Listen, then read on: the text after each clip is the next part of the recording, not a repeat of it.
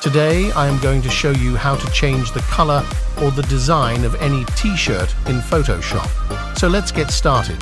First, download the image you need to change the t-shirt pattern. Second, also download the pattern of your choice. Open both the downloaded files in Photoshop.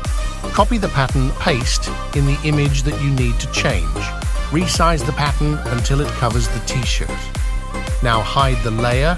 Select the background layer. With the help of Quick Selection tool, select the t-shirt.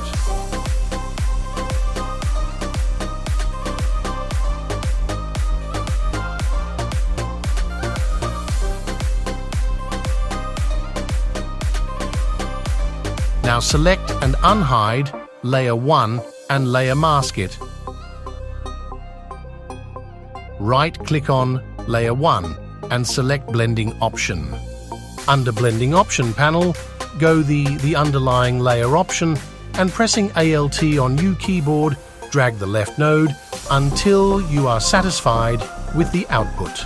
Voila, it's done. If you like this video, please don't forget to like and subscribe the channel.